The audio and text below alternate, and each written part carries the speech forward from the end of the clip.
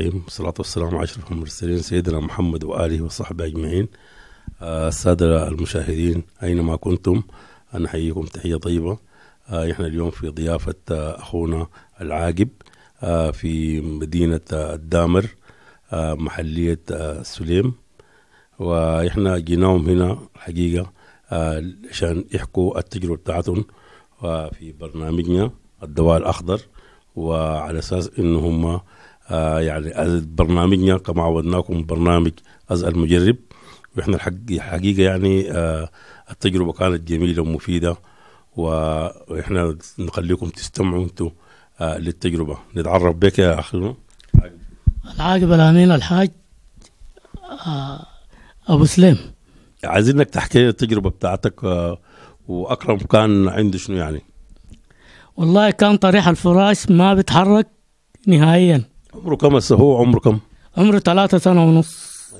أيوة. والحمد لله بعد ما أخذ الجلسات بتاعت الحجامة دي والمراهم الحمد لله هسه الآن جلس وتحسن كتير. طيب احنا معانا والدة أكرم، احنا هي توريكم تسرد لنا الحالة بتاعت أكرم منذ الولادة والمراحل اللي مرت بها، وممكن الأم هي أدرى وأقرب دائما بالأطفال. هويدا العبد محمد عبد الله من نهر النيل أبو سليم. أنا أكرم ده من البداية من عمر 4 شهور عرفنا إنه ما بيجلس ما بيقعد ولا بيطرح على السرير، نايم طوال على الخط. مشينا الدكاترة خصينا أطفال عدة قالوا عنده نقص في الكالسيوم، والحمد لله عليه ما راض الله. بس نقص في الكالسيوم بس ولا عنده حاجة تانية؟ لا قال نقص بس في الكالسيوم، تاني ما في حاجة. دينا العلاج ما فيه الكفاية، والحمد لله هسه مشينا لناس شركة النيل وعملوا حجامة. عملتوا كم جلسة؟ عملنا 5 جلسات. أيوة. ومعين برهم مسح، وفي زيتون، وفي كمية من الوصفات للوجبات حسيتي بالتحسن اللي استعملتها من ما عملت الجلسات واستعملت الحاجات دي خلال كم حصلت النتائج؟ والله الحمد لله هسه احنا بدأ من الجلسة الأولى والثانية الحمد لله يتحسن كتير وماشي في تحسن الحمد لله لحد هسه من قعد بقى عادي. هو كان حالته كيف يعني؟ كانت والله حالتنا من قعدنا يرقد عليه كرعي وما بيقدر يرفع راسه، والرقبة دي لينة والظهر واليدين دي الكامشين طوال. يعني هو بكون طريح فراش بس، يعني ما في أي حركة سكون؟ لا ما في حركة ولا بحرك راسه ولا جسمه ولا يده. يد اليمين دي يمكن يحاول يحركها، لكن اليد الشمال دي ما في حركة. الحمد لله ونشكر الله كتير. الحمد لله حالته تحسنت والرقبة وقفت الحمد لله، والحمد لله على كل حال. التجربة بتاعتك دي يمكن لها تمت لها زي شهر مش كده؟ اي تمت شهر هسه من بدينا التجربة دي والحمد لله. هذا نقرأ أكرم تكلمنا، طبعا أكرم ما بيتكلم. لا لسه أكرم ما بيتكلم، لكن هو بيسمع وبيفهم يعني الكلام. يفهم والله، ينضم معاي شعب قدير ويضحك معاون الحمد لله. برضو معانا دكتور محمد علي نزلوا عن حالة أكرم، وهو الكان متابع الحالة بتاعته. الحمد والشكر لله سبحانه وتعالى لما وصلنا إليه، وما نحن إلا أسباب.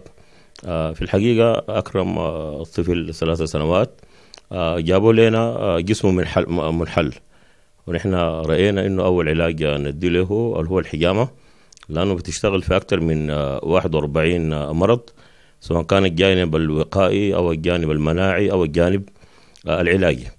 أول ما بدنا له بالحجامة المناعية اللي هي بنعمل مثلث من تحت الرقبة وبننزل شوية، بنقوم جبناه تاني بعد يوم، عملنا له تاني حجامتين، تاني نزلنا تحت، لاحظنا إنه خلال 3 يوم الأولى إنه في تحسن، يعني إحنا بنلاحظ التحسن من وجه المريض نفسه، وقمنا اديناه إرشادات حتى طريقة التغذية، إنه يغير حاجات معينة يأكل لنا على أساس إنه تكون كوقاية لقدام، وديناه تاني جلستين وقائيات باعتبار إنه شعر إنه التحسن ما يرجع لورا، وبحمد الله سبحانه وتعالى بعد أسبوع لقينا في نتائج مذهلة، إنه الحركة جات يعني عاد زي ما شايفين الآن، في حركة في الرجلين، في حركة في اليدين، وفي نسبة عالية من التركيز. يعني في الأول ما كان في تركيز ملاحظ،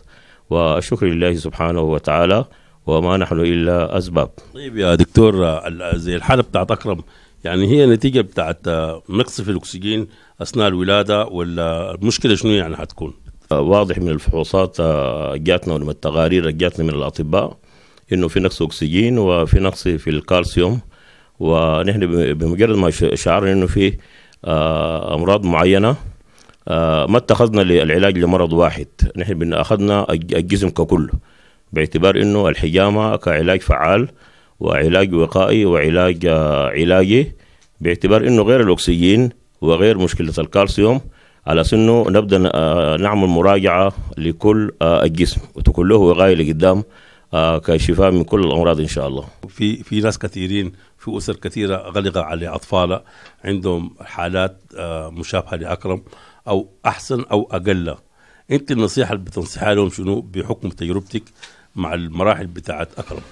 والله بقول لهم الصبر أهم حاجة، وبناشدهم وبقول لهم نمشوا للدكتور محمد علي والمجموعة اللي معاه شركة النيل. أيوة جزاهم الله خير. طيب احنا معانا هنا برضو خالة الطفل أكرم، وعندها برضو تجربة من منتجات شركة النيل. تعرفنا بنفسها وتحكي لكم التجربة بتاعتها. منال العابد محمد عبد الله. الله يسلمك. طيب انت التجربة بتاعتك مع منتجات شركة النيل شنو من الأنواع؟ والله جبت منقوع باما. منقوع باما. أيوة. يلا كانت والدتي عندها التهاب في البول طوال، التهاب في الدم. اتصلت بأستاذ خالد وودانا المنقوع واستعملته الحمد لله. استعملته فترة بتاعت كم يعني؟ وكان عندها هي بتعاني كان من شنو؟ عندها التهاب في البول، التهاب في الدم الأبيض. التهاب في الدم الأبيض؟ أي. والتهاب في البول. يعني تقريبا لها 6 سنة هي بتعاني من المشكلة دي. بعد ما اتصلت كده هنا في التلفزيون اتصلت طوالي وجابوا لي. عمرها كم سنة أمك؟ والله 48 سنة. 48 سنة. شباب ما شاء الله. الحمد لله. طيب هي استعملت المنقوع باما ده لفترة كم؟ 10 يوم تقريبا. نعم. 10 يوم. 10 يوم؟ أيوة. وطيب بعد الاستعمال بتاعها في خلال 10 يوم دي، المراحل شنو حصلت لها في خلال الفترة بتاعتها؟ اليوم الأول لما استعملته جاء رش في قريعته محل المنقوع ذاته حد هنا ده. بعد ذاك خافت منه بكريتها استعملنا لها عادي ما جات حاجة. استعملت لها بنفس الطريقة اللي قالوا لكم 20 دقيقة في اليوم؟ اليوم الأول 20، اليوم الثاني 30، اليوم كل مرة بزيد 5 دقائق من الزمن الأصلي. أيوة كله يعني كل يوم بيكون زيادة بتاعت 5 دقائق. يلا في خلال 10 أيام ظهرت لكم نتيجة؟ يلا بقت تنوم عادي، يعني بالليل ما بتصحى كتير بقت. ما يعني الليل ده كله تقوم فيه زي ساعتين ونص كده. بتقلق ولا؟ بتقلق وتشرب مويه كتير. وهنا في البداية وشي الدكتور قال لها عندك هنا سكري، لين مشت قال لها لا ما في حاجة، لا ضغط لا سكري، هو بس الالتهاب ده عادي يعني ما هنا بيدوا العلاجات بالليل والحال في حاله. لكن هسه الحمد لله من استعمالته ما أخذت علاج ما أخذت أي حاجة. الآن هي تمام كويسة؟ كويسة والله. نفسيتها ذات ارتاحت. نشكر الأسرة الكريمة على حسن الاستقبال وحسن الضيافة، وإن شاء الله نجوم لأفراح أكبر وأكبر، وإلى أن نلتقي في أزأل المجرب. السلام عليكم ورحمة الله تعالى وبركاته.